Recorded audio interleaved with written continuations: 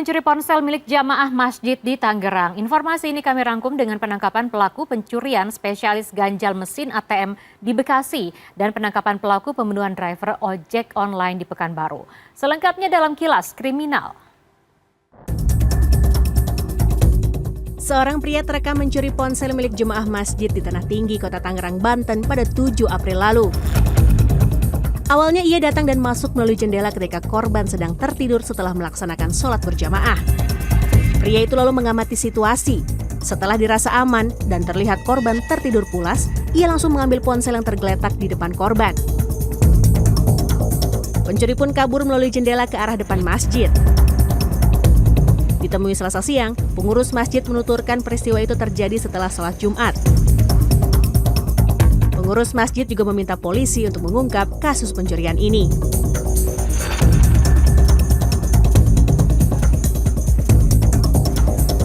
Seorang pencuri dengan modus mengganjal ATM ditangkap saat beraksi di sebuah gerai ATM di Tambun Selatan, Bekasi, Jawa Barat pada 5 April lalu. Awalnya ia memasang alat mengganjal di sebuah ATM. Pada saat yang bersamaan, petugas keamanan yang menaruh curiga memergokinya. Pria itu pun langsung ditangkap saat akan keluar dari gerai ATM dan diserahkan ke Polsek Tambun. Dari tangan tersangka, polisi menyita barang bukti berupa 13 alat penutup lubang ATM, sebuah tas, dan 1 unit motor milik tersangka pelaku.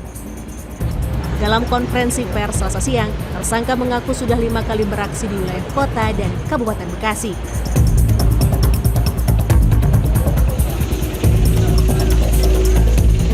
Tersangka pelaku pembunuhan pengemudi ojek online di Pekanbaru Riau ditangkap. Tindak pidana dengan sengaja.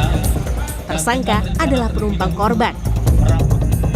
Sebelumnya mayat korban ditemukan di depan motornya di Jalan Lingkar Danau Buatan, Rumbai, Pesisir Pekanbaru pada Minggu pagi. Berdasarkan olah TKP serta pemeriksaan saksi dan barang bukti, polisi menetapkan penumpang korban sebagai tersangka. Menurut keterangan polisi pada Senin, tersangka pelaku mengaku membunuh agar dapat merampas motor korban. Korban dan tersangka sempat berduel yang mengakibatkan korban tewas di tempat. Tersangka batal membawa sepeda motor korban lantaran ada warga yang lewat.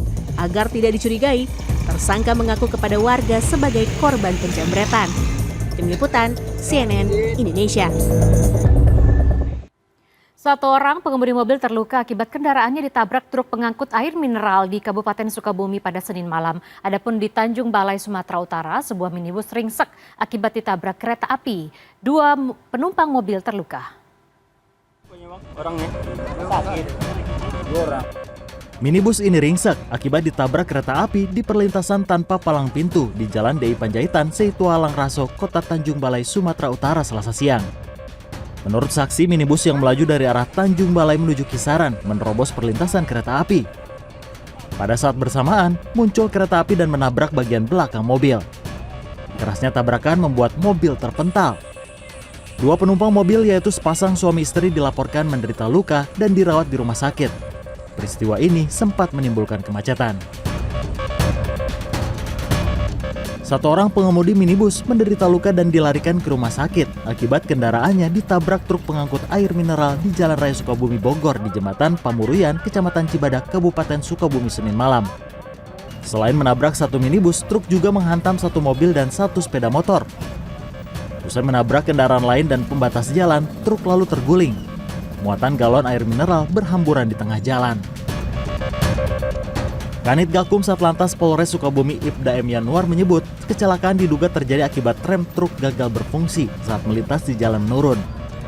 Polisi sempat memberlakukan sistem buka tutup lalu lintas untuk mengurai kemacetan. Setelah 5 jam, truk bisa dipindahkan dari lokasi kejadian. Sebuah kecelakaan terjadi di Jalan Nasional Solo Jogja, tepatnya di Desa Perawatan, Kecamatan Jogonalan, Klaten, Jawa Tengah, Senin malam.